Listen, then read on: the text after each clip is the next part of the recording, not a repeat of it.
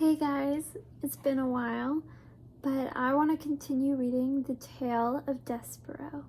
In the last two chapters we read, we focused more on Meg. And Meg was sent down to the dungeon because she can do nothing else except bring the jailer Gregory some food. And she has to wait for him. Now there's a line at the very end of chapter 32 that caught me.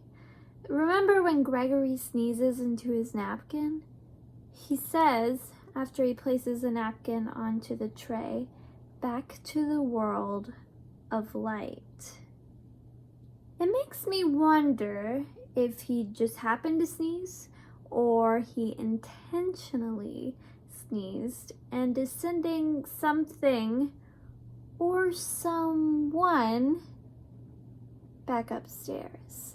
But we also know that Roscuro was there and he hid under Meg's skirt and followed her upstairs as well. So there might be two somebodies going to the world of light.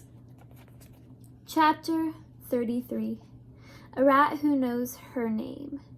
Meg had climbed the dungeon stairs and was preparing to open the door to the kitchen when the rat spoke to her. "May I detain you for a moment?" Meg looked to her left and then looked to her right. "Down here," said Roscuro.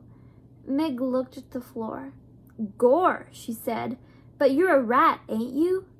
And didn't that old man just warn me of such? Beware the rats," he said.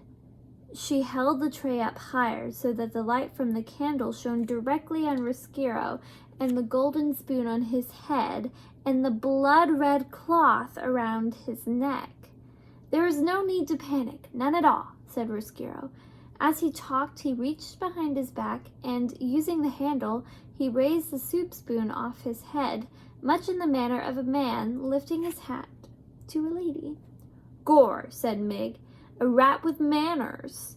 "Yes," said Roscuro. "How do you do?" "My papa had him some cloth, much like yours, Mr. Rat," said Meg. "Red like that. He traded it for me." "Ah," said Roscuro, and he smiled a large, knowing smile. "Ah, did he really? That's a terrible story, a tragic story." Reader, if you'll pardon me, we must pause for a moment to consider a great and unusual thing, a portentous thing. That great and unusual portentous thing is this. Roscuro's voice was pitched perfectly to make his way through the tortuous path of Meg's broken-down cauliflower ears. That is to say, dear reader, Miggery so heard perfect and true every single word the rat Roscuro uttered.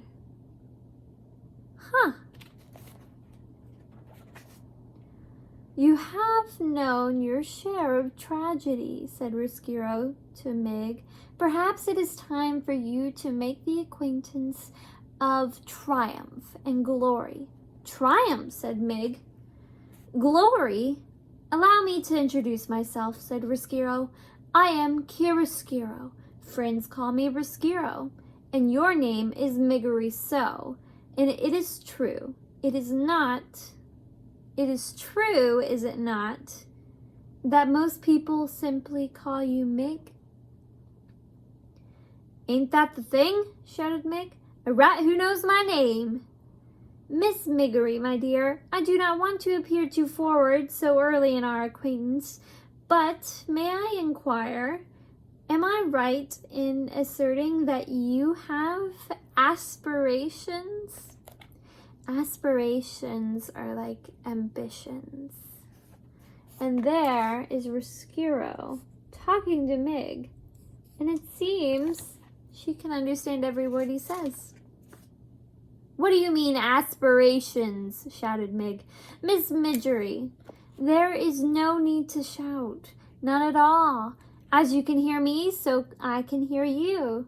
We are two perfectly suited, each to the other. Roscuro smiled back, displaying a mouthful of sharp yellow teeth. Aspirations, my dear, are those things that would make a serving girl wish to be a princess. Gore, said Mig, a princess is exactly what I want to be. There is, my dear, a way to make that happen. I believe that there is a way to make that dream come true. You mean that I could be the Princess P?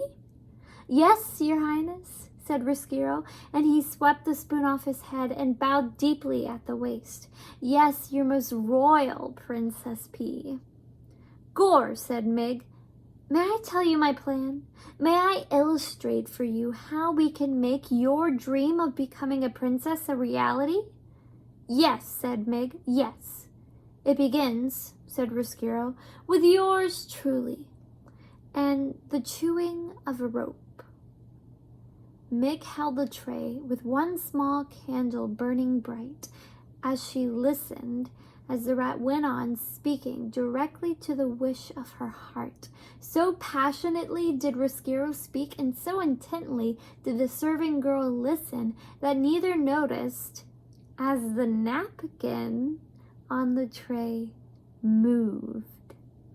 Nor did they hear the small mouse-like noises of disbelief and outrage that issued from the napkin as Roscuro went unfolding step by step his diabolical plan to bring the princess to darkness.